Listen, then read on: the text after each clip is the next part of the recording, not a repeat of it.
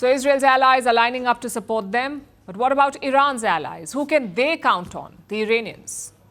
Well, Iran does not have allies like Israel, but it does have close partners like Russia and China. Tonight, we'll focus on Russia. What is at stake for them in this war? What role are the Russians playing?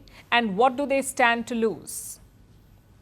When the war started, Russia was quick to condemn it. They called Israeli strikes on Iran illegal. Days later, President Putin also offered to mediate, but Moscow says Israel is not interested. You know, the Russian side, and President Putin in particular, said that Russia would be ready to provide such mediation services if necessary. At the moment, we see an unwillingness, at least from the side of Israel, to turn to any mediation services and generally enter a peaceful settlement path.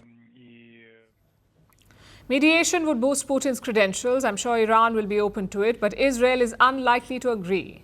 After all, they hold the military edge and momentum. So as things stand, Russia has no role to play. They're not sending weapons to Iran, they're not mediating, and they are certainly not joining the operations. Which brings us to the next question. What is at stake for Russia? Simply put, his closest partnership in West Asia. Putin has invested a lot in this Iranian regime. Both of them face Western sanctions, and that is the key unifying factor. It's not trade, it's not oil or gas, it is strategy. And we saw that in Syria as well.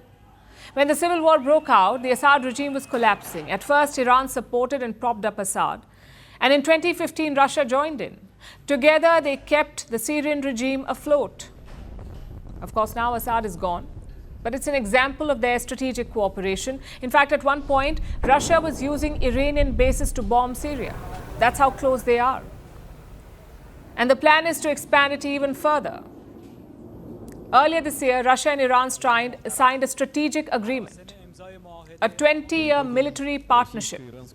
It talks about trading weapons, holding joint drills, and developing advanced technologies. But it doesn't mention mutual defense, meaning Russia is not obligated to protect Iran, though they can send weapons. Iran has done it since 2022. Reports say they have supplied 3,000 drones to Russia. And Russia used these drones against Ukraine. Now the question is, will Putin return the favor? Iran already uses Russian weapons, including the S-300 and the MiG fighter jet. But Iran would like more, perhaps the latest systems, like the S-400 and the Su-57 jets. But right now, Putin seems to be in no mood to share. He is tied up in Ukraine and he cannot spare any firepower. Again, we saw this play out in Syria. When the rebels advanced, Putin could have stepped in. His air force could have pushed them back, but he chose not to go there. And we all know what happened next. The regime of Bashar al-Assad was toppled. Will President Putin do things differently in Iran? As things stand, there are no indications that he will. But again, this is Putin we are talking about. He's known to throw curveballs. So let's look at what could influence his choices. What would Putin be looking at? Factor number one, ties with the Gulf Arab states. Russia is part of the OPEC plus oil cartel. They work with Arab Gulf states to regulate the energy market, and those states are vulnerable here. If Iran goes berserk, Arab assets will be on their target, which is bad news for Putin. He spent time cultivating those ties. So that's one factor, the Gulf states. Factor number two, the battle situation in Ukraine. This is a crucial year for Putin's invasion. Trump is pushing both sides to come to the table. Moscow is hoping to maximize gains before that happens. In that context, this war is a distraction. We saw that on Tuesday. Russia launched a massive aerial attack on Kiev. Take a look at this.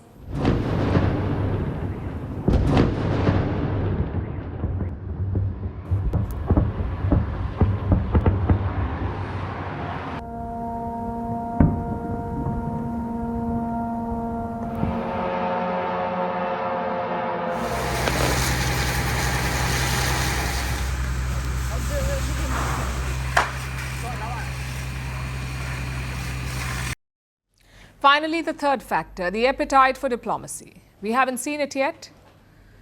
But if this war drags on, there could be a clamor for talks, and Iran will want someone trustworthy, not the Americans or the Europeans, probably the Russians. This is what happened during the nuclear talks. The 2015 deal had 6 guarantors, the 2015 nuclear deal with Iran. It had 6 guarantors: the United States, France, Britain, Germany, China, and Russia. And Tehran will be happy to see Putin at the table. The problem is, we are a long way from that. Israel is intent on settling this on the battlefield. Unless that changes, Russia can only watch from the sidelines.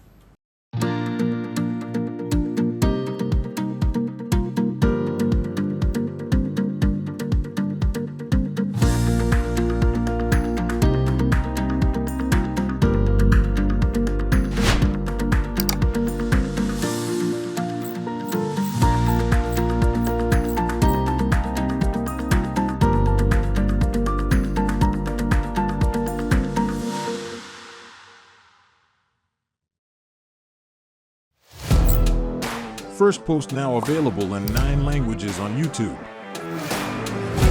English, Stands at $36 trillion. French, Le FMI, comme German, Geschäftsführenden Direktor Hindi, $30 trillion ka kaiju. Indonesian, Pemerintah tanpa pemeriksaan. Italian, Sekali radikali. Japanese, 4兆ドル以上も Portuguese, por causa do próprio balanço patrimonial. Spanish. Beautiful bill. Go to Settings, click on Audio Track and select a language of your choice. Be the first to know what's happening around you in your first language. Firstpost.